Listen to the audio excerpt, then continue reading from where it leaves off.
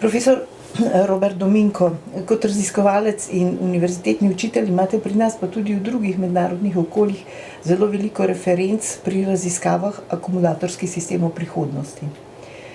Vam, znanstvenikom, se morda zdi čudno, a realnost je pač taka, da je še vedno potrebno poudarjati, da se čas fosilnih goriv počasi izteka, da je njihova količina omejena. Po drugi strani pa se z izgorevanjem le-teh sprošča ogljikov monoksid, žveplovi in dušikovi oksidi, benzen in druge spojine, ki lahko vodi do velike koncentracije teh snovi v zraku, kar seveda škodi našemu zdravju. Znanstveniki zato iščete alternativne poti in prav vi z vašo skupino raziskovalcev že nekaj let uspešno razvijate novo tehnologijo. Ravno včeraj ste v ugledni mednarodni reviji Nature Communications objavili nov dosežek tega področja. Poročate o novi metodi vpogleda v delovanje organskih katodnih materialov.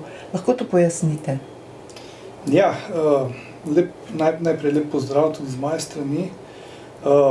Organski materiali, to je nekaj takšnega, kar še je bolj redko v baterijah. So neki poskusi komercializacije, mogoče tudi kakšni komercialni dostopni produkti, ki vsebujejo organsko redoks aktivno snov noter, vendar se to temelji samo na majhnih serijah, čest sploh. Z namenom, da imamo to tranzicijo iz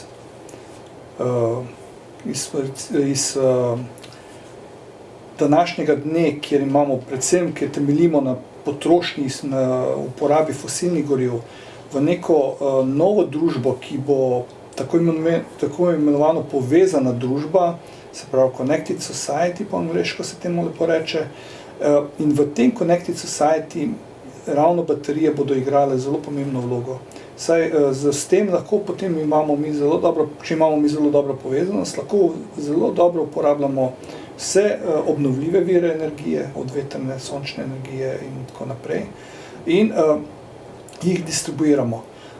Ampak nažalost energija to ni konstanta, se pravi energija sonca, energija vetra ni konstanta in je potrebno imeti nekakšne vmesne shranjevalnike. Seveda ti shranjevalniki, to so veliko večji, kot jih poznamo danes v električnih avtomobilih. To bojo veliko večji potrebni shranjevalniki, nekaj 100 megavatnih, gigavatnih, teravatnih ur, kot se že to danes dogaja tudi po svetu. In predvsem tukaj pa potem prihaja do skrbi, ali bomo imeli mi dovolj materialov, dovolj pač teh materialov, ki se danes uporabljajo v baterijah, v akumulatorjih, ali jih bomo imeli dovolj tudi za takšne gigantske shranjevalnike.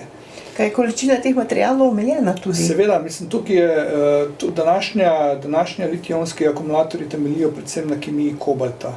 V vsakem litij-ionskem akumulatorju, pa bom rekel, v veliki večini je noter kobalt in noter baker, v vsakem je baker, in to sta dva elementa, ki sta zelo kritična elementa. Seveda, zaradi tega, ker sta kritična elementa, je recikliranje že dovolj na visokem nivoju, kljub temu pa recimo vsaj kobalta na svetu ni dovolj, da bi elektrificirali promet samo v Nemčiji, kaj šele v celi Evropi in kaj šele v celem svetu. Zato je tu v našem laboratoriju že nekje od leta 2008-2009 imamo to idejo, ampak organska materija, to je pa nekaj samoobnovljivo, hitro obnovljivo. V bistvu za procesiranje potrebujemo nizke temperature, zato je potem ogljični odtis zelo nizek. In obenem pokazali smo že tudi v preteklosti, da so določene spojine lahko redoks aktivne, da lahko shranjujejo naboj. Ves ta čas, vseh teh 8 let, ko se s tem že ukvarjamo, 10 let, recimo do 10 let, pa je ostaja vprašanje, kakšen pa je sploh mehanizem, kaj se sploh dogaja. Mi vidimo, da shranjujemo naboj, vendar nismo razumeli, kako, kam se ta naboj shranjuje, kaj se dogaja s spojinami. In ves ta čas s študenti smo imeli debate, kako to razrešiti, in potem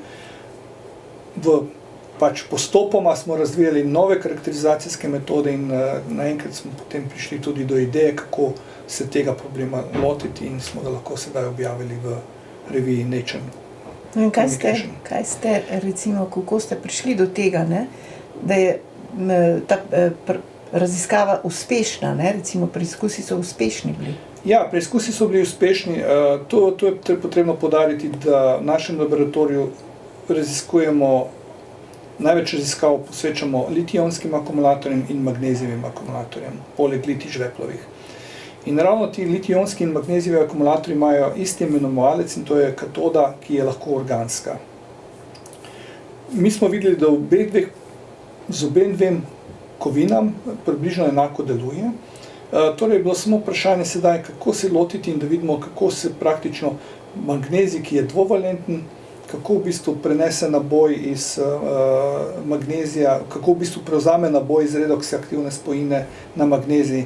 In ravno litij, ki je pa monovalenten, kako ga litij prevzame.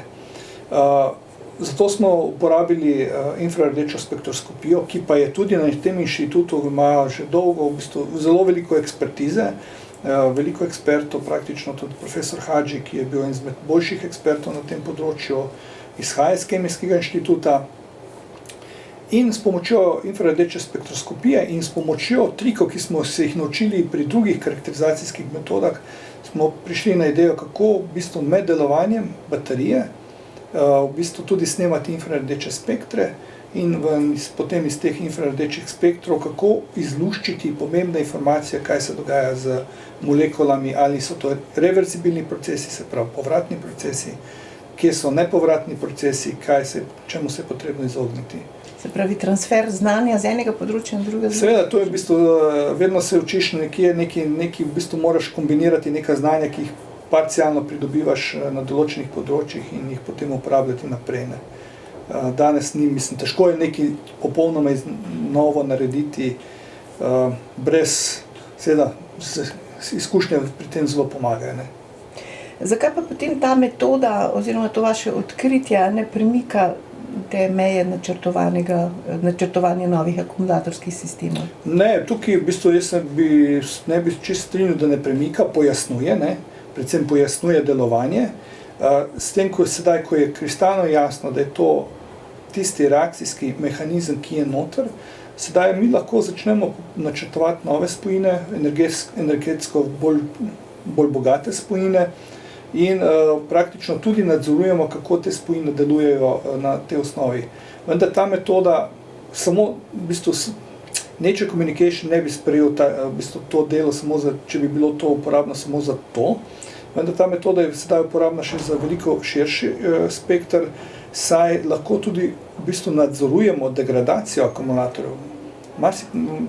Razne vrste akumulatorjev, tudi litij-ionskih akumulatorjev, ki jih danes uporabljamo, ker notri imamo tako organska topila, ki nam degradirajo in mi lahko posredno, z pomočjo infrardečih spektrov in s pomočjo te tehnike lahko nadzorujemo, kakšna vrsta degradacije, kakšna stopnja iztrošenosti akumulatorja je.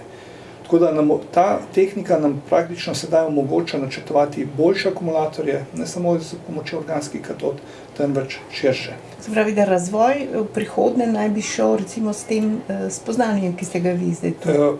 Prihodnji razvoj v prihodnosti se načrtujemo recimo, da bomo vgradili senzorje v akumulator. Tako da recimo, da bo akumulator neka enota, kot je naše telo, kjer ko prideš zdravniku, ko ti vzamejo kri, točno vejo približno, kaj je s tabo narobe. Tako bomo mi dali senzorje noter, ki nam bodo dodajali določene signale ven in bomo vedeli, na kakšni stopni degradacije je akumulator, kar je pa zelo pomembno, saj recimo akumulatorji, ki so uporabni v transportu, je nekje pričakovati, da bodo uporabni do 80% njihove nominalne kapacitete, nižje, pa potem ti akumulatorji naj bi prišli v shranjevalnike energije, kjer volumen in masa nista tako pomembna. In tu je pa sedaj zelo pomembno, da vidimo, kakšni kondiciji akumulatora. Bo ta akumulator lahko še naslednjih 20 let shranjeval energijo iz sonca, ali bo ta akumulator že tako degradiran, da ne bo več držal niti pol leta. In ravno to z temi senzorji bomo do tega prišli. Tukaj bo pa potem zelo pomembno vlogo igrala pa tudi infrardeča spektroskopija in razne spektroskopske metode, saj bomo mi morali kalibrirati te senzorje.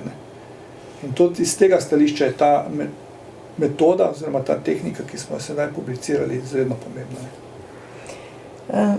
Raziskavo oziroma to odkritje je med drugim finančno podprlo tudi podjetje Honda z Japonske, ne. To je mednarodno močan igralec v avtomobilski industriji. Z njim sodelujete vi že nekaj časa. Kakšne so izkušnje takega sodelovanja in kako hitro se v takem velikem sistemu, kot je recimo Honda, ne, spreminja miselnost, da je potrebno hitro razvijati te alternativne tehnologije?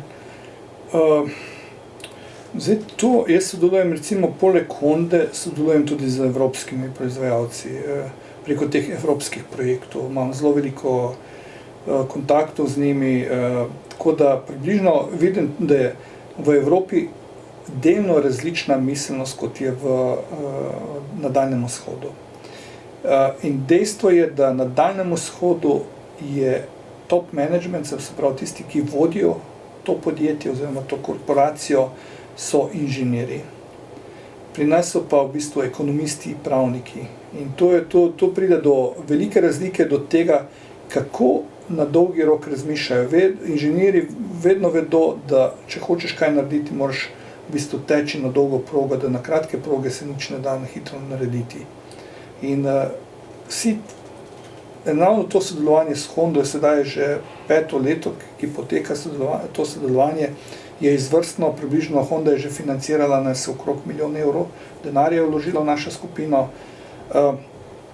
Mi smo jim ogromno že naredili, dopuščajo nam pa tudi, da v bistvu širimo to znanje in ga v bistvu ga delimo tudi z drugimi. Ne, Skratka, ne zaklepate ne zaklepamo, tako se pravi, oni pridobivajo informacije, plus tega dodatno še omogočajo, da tudi drugi pridobivajo informacije. In to je zopet tista dodana vrednost, ki ni tako običajna za te velike korporacije. Tako da jaz upam, da to sodelovanje bo ostalo še naprej.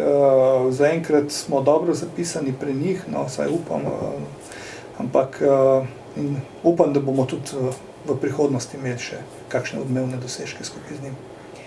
No, seveda ne gre tudi spregledati, da je recimo take raziskave vaše podpira tudi Agencija za raziskovalno dejavnost, to se pravi slovenska, ne, agencija, že v okviru obstoječih raziskovalnih programov.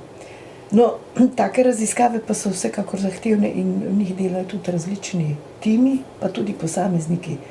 Ste vi vse sodelavce pridobili tu na Kemijskem inštitutu? Ja, zdaj tako je. Za naša agencija, denar, ki ga dobimo z naše agencije, je seveda pomemben. Je tisti, ki nam je omogočil, da smo sploh začeli delati, ki nam daje tudi nekakšno stabilnost. Vsekakor pa ni dovolj za takšne odmevne rezultate. Približno polovica denarja, ki je bilo namenjenega za ta članek, ki prihaja iz agencije, približno polovica pa iz podjetja Honda. Tako da samo s agencijskim denarjem se gotovo ne bi bilo tega članka. Sodelavce je pa tako, pri nas je nažalost, imamo ta javni sistem, javni plačni sistem, kjer je fleksibilnost zelo majhna in težko je dobiti nek tuj kvaliteten kader. Vsakim, ki se začneš pogovarjati, skupina že ima renome, želijo si delati, tujci tudi pri nas, vendar ko pride do plačila, se zamislijo in rečejo, vse takšnih je pa še neki po svetu in raje grejo tam, ki je več plačano. To je malce frustrirajoče, po pravici povedano, ko imaš kakšnega dobrega kolega, bi lahko pripeljal sem v Slovenijo, ne samo da nam odhaja ven, se skupaj ostavi pri denarju. Kako pa se v okviru ene institucije, to recimo Kemijskega inštituta, oblikujejo tako prodorne skupine ali pa recimo posamezniki, kot ste vi, s takim obsežnim znanjem, prodornim znanjem, da lahko delate potem take preboje, kar je v primeru nedvomno velika zasluga ali pa pohvala in priznanje sami instituciji, Kemijskemu inštitutu tokrat, ne? Seveda, v bistvu Kemijski inštitut omogoča, da sploh tukaj delam. Ta prostor, to je last Kemijskega inštituta, oprema je pridobljena s pomočjo Kemijskega inštituta in tega se je potrebno zavedati, da to je brez tega praktično tudi vse ideje in vse, kar je okrog mene, ne bi bilo mogoče realizirati. Zdaj pa drugo vprašanje je pa zelo dobro, kako se sploh pride do takšnih prebojev oziroma do tako prebojnih skupin. Sam zagovarjam, da posameznik ne more nič. Če sta dva, lahko mogoče kaj naredita, ampak se jih ne sliši. Sliši se velike time, ki so interdisciplinarni in ki delajo skupaj v dobrih razmerah. Se pravi, da se dobro razumejo, da uživajo v delu in da v bistvu vsakdo dela tisto, kar najbolj zna. Torej, ko iščem moje mlajše sodelavce, jih poskušam oceniti, kaj so tiste njihove kvalitete in kam bi jaz lahko tiste njihove kvalitete umestil v projekte, ki jih pač pridobivam v Sloveniji ali pa veliko večino izven Slovenije. Torej, to je tisti nek motiv. Tudi znotraj hiše se poskušam iskati sodelavce, kolege znotraj hiše, ki bi lahko pripomogli k temu, da seveda z njihovim znanjem, da v bistvu da oplemenitijo naše raziskave in da pridemo še do boljših, bolj globokih spoznanj. Poglejte, v razpravah o finančni podhranjenosti znanosti so pomembna opozorila o slabi oziroma iztrošeni infrastrukturi, zastareli opremi v laboratorijih in tako naprej. Kako vi opravljate te zahtevne laboratorijske analize, če se opremo recimo na študijo, o kateri ste v začetku govorili? Ja, z raznimi, kako bi to rekel, poslužujemo se, pač smo znajdljivi. Nažalost, tukaj v laboratoriju imamo en infrardeči spektrometer, ki pa je v takšnem stanju, da bi ga bilo potrebno seveda zamenjati in smo morali iti na drugi odsek, znotraj hiše še vedno, ampak na drugi odsek in sodelovati z drugo skupino. Seveda bom rekel tukaj nažalost za našo skupino, ker bi bilo to potem še veliko lažje, še veliko hitrejše bi lahko upravili. Če bi imeli svojega, Če bi imeli svojega, ja. Seveda tukaj zdaj ne bom, še vedno je bila pripravljenost tudi drugega odseka velika za sodelovanje, ne. Tako da ni bilo potrebnih velikih naporov, ampak to so majhni kosi opreme. Do teh majhnih kosov, recimo tam nekje ranga par 100.000 evrov se še da priti, če si malce znajdljiv in približno veš, od kje dobiti vire financiranja, nekaj iz industrije, nekaj nabrati pri kolegih. Tukaj moram tudi omeniti, recimo, da v projektih s Hondo vedno pojamram to, in kar je takšni manjših kosov, recimo na letni osnovi mi kupijo za nekih 30-40 tisoč evrov opreme. Kar je potem tudi dobrodošla, ker je to oprema, ki je kupljena z industrijskim denarjem in ni potrebno amortizirati in lažje v bistvu kot skupina živimo. Ko pa pride do velikih kosov opreme, ne, tukaj pa potem postavlja se veliko vprašanje, kako si jih mi lahko privoščimo, ne, par milijonske kose, ali si jih je sploh potrebno privoščiti, seveda jaz mislim, da si jih je, mnogi mislijo, da mogoče ne. Želje so pa veliko večje, kot so naše zmožnosti, ne.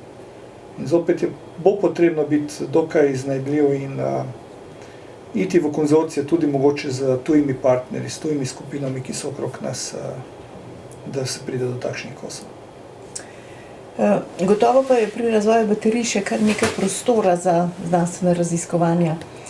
Katere neznanke so do zdaj najbolj v ospredju, ki jih morate vi znanstveniki rešiti, ne? In res je, da se v to tehnologijo vključuje tudi veliko znanja, pa tudi truda, oziroma vedno več. Ja, ena med neznank sem že govoril o njej, to je, kakšno je state of health, po angleško, če se izrazim, se pravi, v kakšnem stanju je baterija glede celotnega življenjskega cikla, kako hitro, v bistvu, na kakšni stopnji degradacije je. To je nekakšna neznanka, ki je v bistvu tudi, ko me kontaktirajo slovenska industrija, ko se pogovarjam s slovensko industrijo, ki uporablja litij-ionske akumulatorje, vedno sprašuje. Vsakdo hoče vedeti, a bo moja baterija v aplikaciji še zdržala, koliko časa bo še zdržala. Druga neznanka je v bistvu, kako v bistvu uporabiti kovine, direktno kovine v bateriji. Trenutno današnji akumulatorji temeljijo na reverzibilni izmenjavi recimo litija v dveh strukturah. Če eno strukturo zamenjamo za kovino, lahko na takšen način mi v bistvu izredno povečamo energijsko gostoto. S tem doseg avtomobila, kapaciteto baterije, kjer se bo shranjevala energija, in to bo lahko potem pomenilo novo revolucijo, recimo letečih dronov, ki nas bodo prevažali po mestu, roboti bodo potem postali lahko veliko bolj učinkoviti in tako naprej. Tretje, kjer se moramo lotevati, je, kaj nas v bistvu vsi tisti, ki so malce nasprotniki baterij, rečejo, saj baterija je tako potrošna že pri izdelavi in toliko CO2 izpusta nastane že pri njeni izdelavi, da praktično ne odtehta tisto, kar avto potem izpušča. To so razne analize, seveda odvisno od katere točke se ta analiza začne delati, ne. Ampak kljub temu, to je dobro sporočilo, da je potrebno delati na energetsko manj potrošnih procesih, organskih baterijah, kjer so temperature priprave recimo mogoče 50, 100 stopinj, 200 stopinj, ne pa 700 do 900 stopinj, kot je potrebno to danes za anorganske materiale. Potem četrto področje, kjer je še veliko problemov, je reciklaža. Litija je na voljo, koliko ga je pač na zemeljski obli. Na zemeljski obli ga je približno poprečno 20 ppm v tej naši skorji, ki se je da izkoriščati. So nahajališča, kjer ga je do 2%, so nahajališča, kjer ga je manj, ne. Ampak to, če mi ne bomo imeli dobrega krožnega gospodarstva za litijo, to vse, kar se danes dogaja, je v bistvu slepo črevo. Tako da to je potrebno tudi dodelati in litij ravno, recimo, dober primer so svinčevi akumulatorji, kjer se nekje 98-99% svinca vrača nazaj v predelavo in v akumulatorje. Enako je potrebno narediti z litijem. No, potem so pa še peto področje, kjer pa so še velike težave, je pa proizvodnja. Proizvodnja je danes v bistvu nastavljena za to potrošno elektroniko in to ni primerno za tako masovno proizvodnjo, kot se jo pričakuje v prihodnosti. Omenili ste industrijo, kakšno pa je sodelovanje, kakšne so vaše izkušnje z sodelovanjem z industrijo, bodisi našo domačo ali pa recimo to tujo, prej ste omenili Hondo. Me zanima, če industrija ne sledi recimo vašim raziskavam, a znanstveniki potem znižujete aspiracije?